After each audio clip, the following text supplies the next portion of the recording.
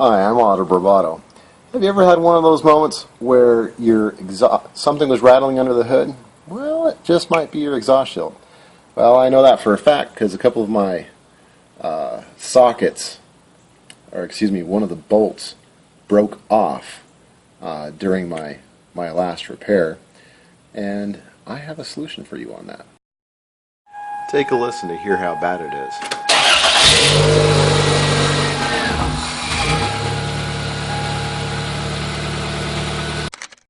Alright, I thought I'd give you another shot to hear how bad this rattle is.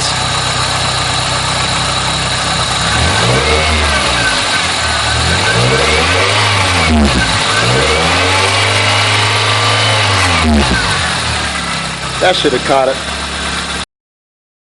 Okay, so something that got messed up last time is one of my bolts on my exhaust shield broke. I mean, I swear to you, I just turned it just like that and it broke. It so gently broke. Well, anyway, enough of excuses.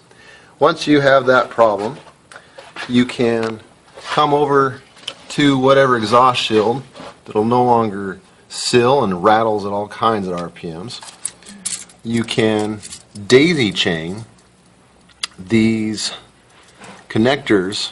These are supposed to be radiator hose clamps. I've got about 3 of them. I might need another. And work it around here to get it to stop rattling. So that's my plan. I'll come back around and once I've done that. Okay. Well, if I didn't have to show you guys the noise so you can know the before and after, this work would be a lot cooler. You're welcome.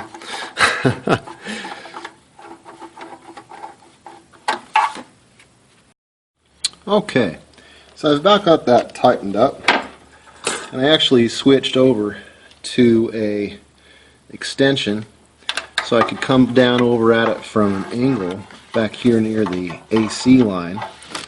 I'm almost finished up. Turned out that I only needed 2.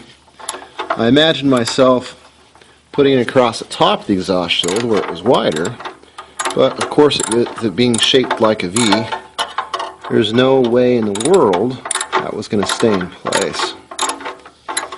That's not turning anymore, is it? Alright, moment of truth. Do we still have a rattle?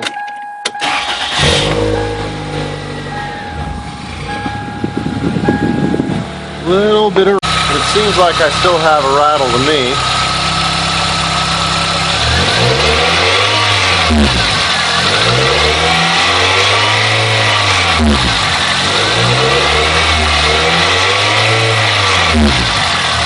Seems like it's pretty much got rid of the rattle down low, but I still have a nasty one when I rev up pretty good. So looks like I got to do it right. But if you take a look real close, if I can squeeze in there, there's a little bit left sticking up.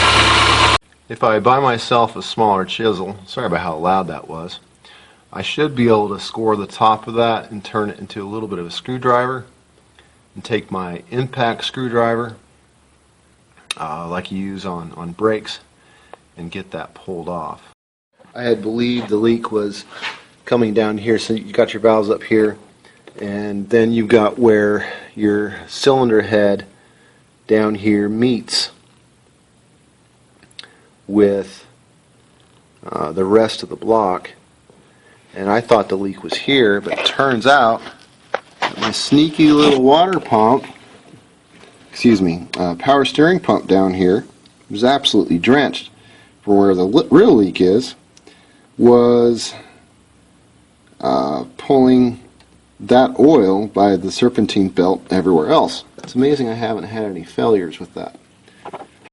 So if I was able to get that radiator clamp series placed up and around the V area, the top of that V, I would have been able to probably isolate that vibration.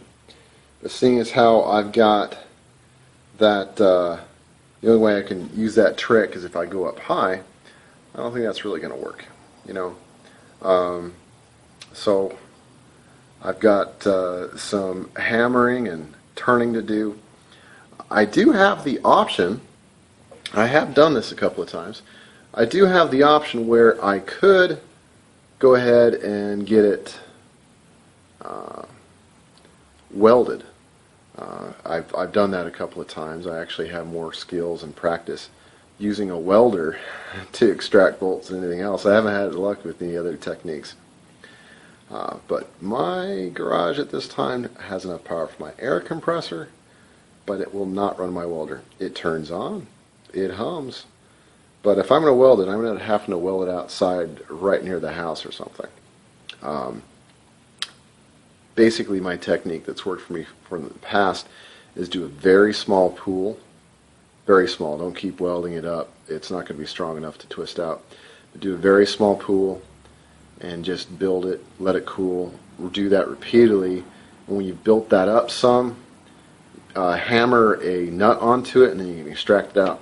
But in this case, I think I like the idea of taking a chisel to it and using a screwdriver to it, because with how it only needs to, it can go out the way it never came out before.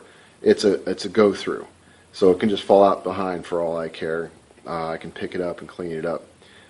Bit of fun and a little foreshadowing for the future is I really like how working on this revealed some truths. I was thinking I had a head gasket leak. I might still have a very slight dribble of oil from there, despite no other symptoms, no mixing of coolant and oil. If I do, boy, that'll make a lot of video, won't it?